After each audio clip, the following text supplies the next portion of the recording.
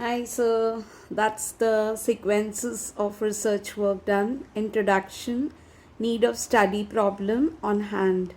So when I talk about how the law research went on regarding the comparative study, the main topic will be the objective and hypothesis, the literature review, the research methodology, analysis and interpretation. So, of course, when we talk about analysis and interpretation, we will be seeing the main how the topic was analyzed. How the topic was analyzed. So, let me just record. Recording in progress. So, yes, analysis and interpretation, summary and conclusions, recommendations, and future scope.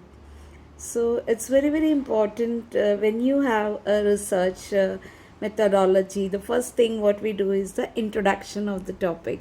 So, basically, everyone, as per the United Nations, everyone knows that the women rights are included in the human rights philosophy.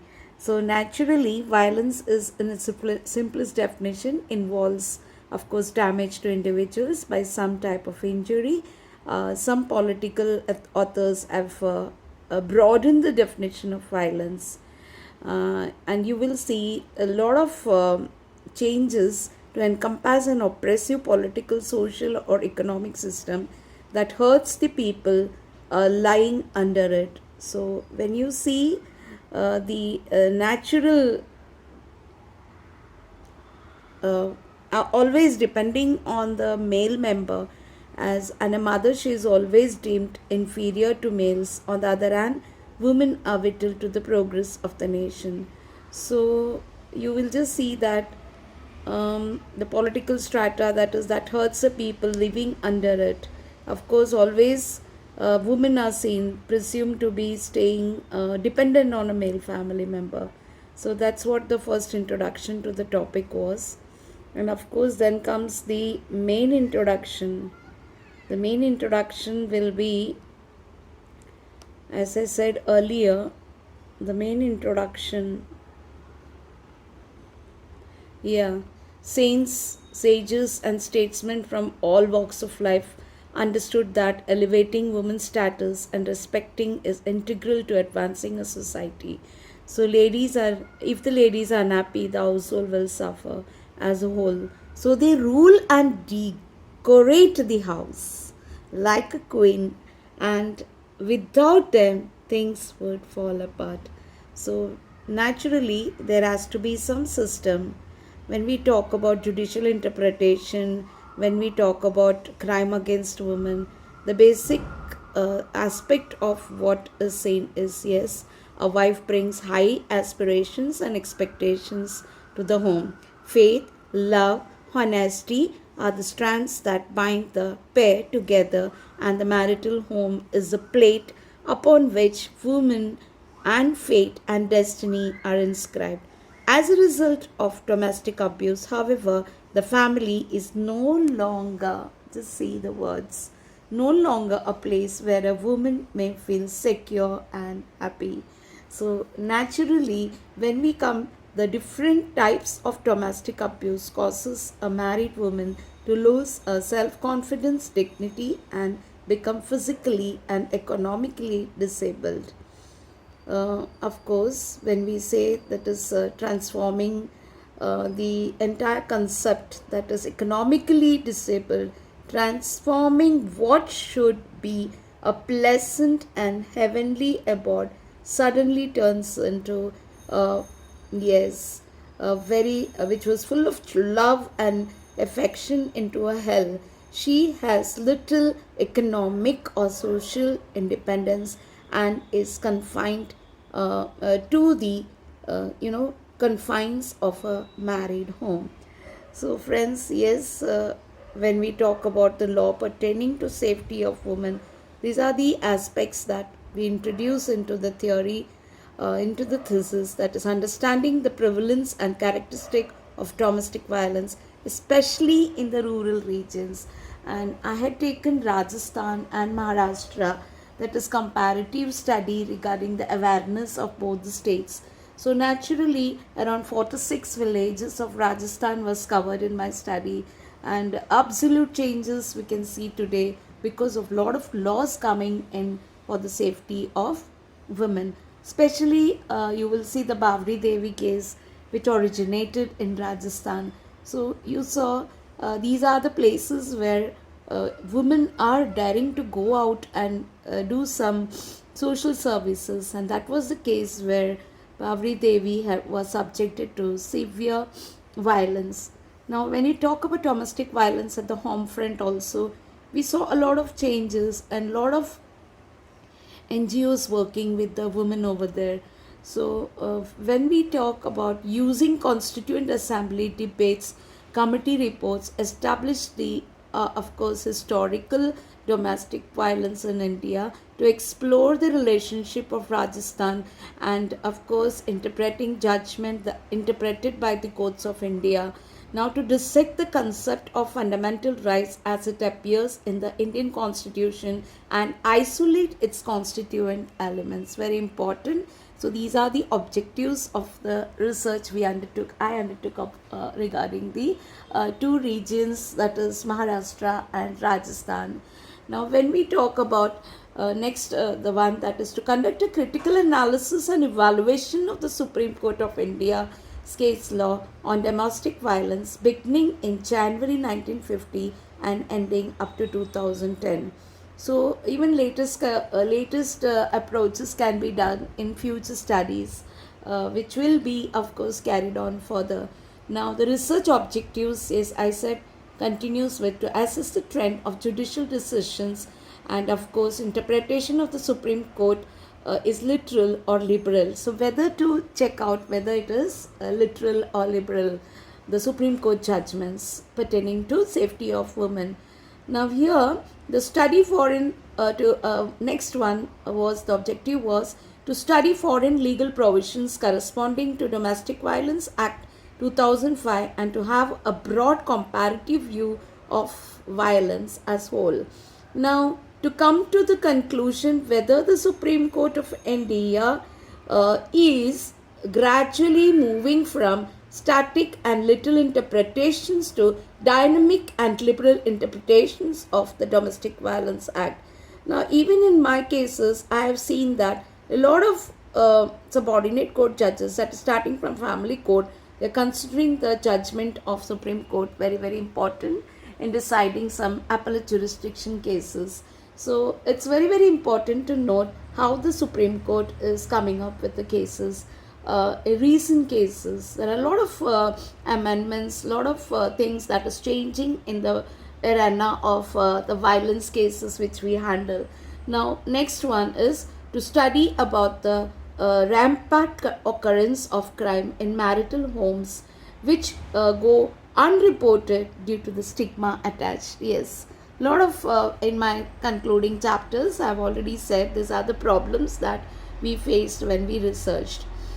In rural areas, it's very, very easy for a woman to get help because there are a lot of NGOs and a lot of women rights organizations even in panchayat level. So in urban areas, it is my topic of research is only pertaining to the rural areas. So we will be just touching upon this. So hypothesis, before I go to the hypothesis, to provide some suggestions was my objective that may be valued victims of violence so that they do not come under both the from within the family to ignore and go ahead in compromise and out of court settlement.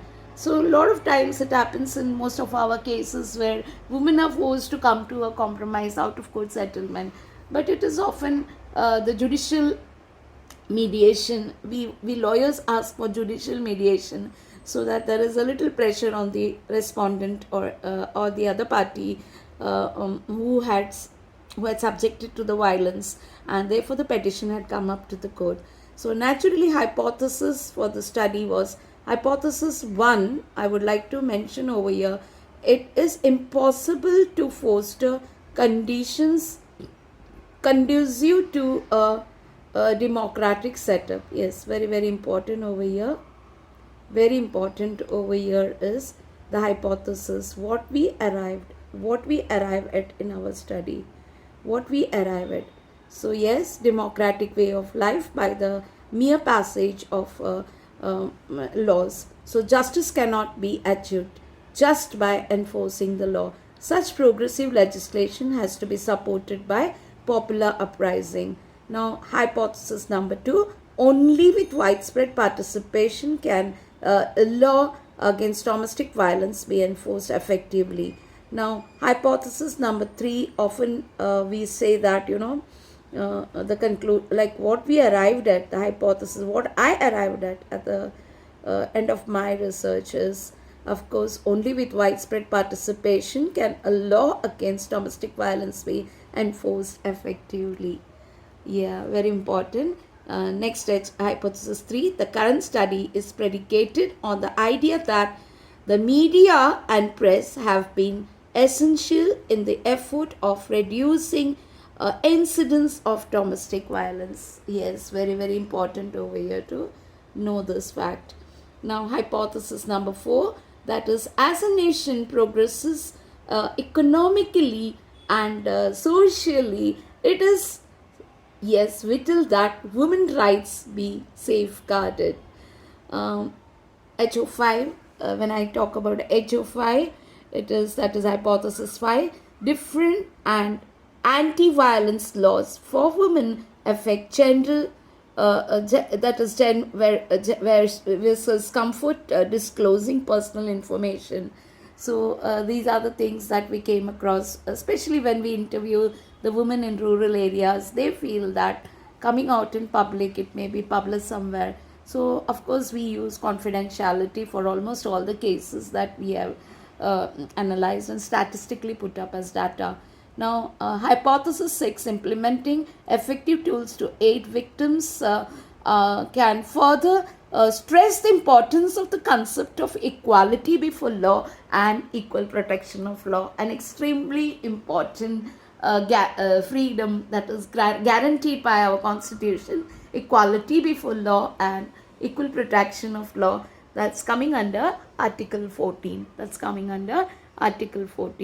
So very, very important, this hypothesis is, that is, implementing effective tools to aid victims can further stress the importance of the concepts of equality. Now, when I come to the next one, it is very, very important to analyze the problem on hand. Very important. What are the problems on hand? Now, domestic violence against women is not new issue in modern Indian society. Of course, yes, despite being venerated, women have been subjected to demeaning treatment, including torture and abuse. Ever since we saw many, since years, we have analyzed that since years, though there were a lot of women leaders, and we just treat them as someone whom we can look upon to. But of course, where the other hand, position, power and prestige are tightly regulated by age and gender in our patriarchal family system. Thus, in actuality, the family does not treat all members equally. Very, very important over here.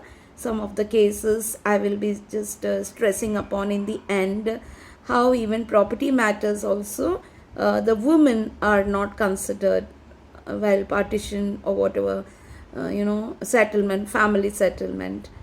You will see many cases coming up to the court where sisters now file the very important one, Mary Roy versus Union of India.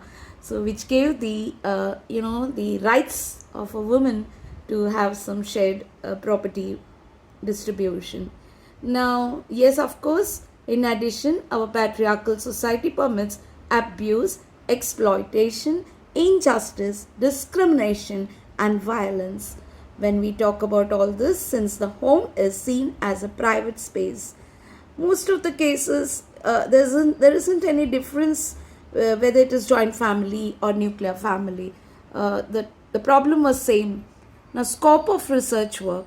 In this piece, we explore the possibilities of expanding, that is, the legal protection for women in India and households. Multiple statutes, I had, of course, come across multiple statutes have been passed by the Indian government in the past to deal with this problem, and a new comprehensive legislation was passed. Now, many people who have been victims in the victimized in cities now have a legal option. However, a comparison of the effective comparison of the effectiveness of old and new domestic abuse legislation demonstrated the situations of limitations of legislative efforts to prevent that domestic violence. Now, yes, it's we have seen that a lot of cases coming up, and there are a lot of problems that women face even when they step into the court. So all these things we will be taking in my next session. Thank you.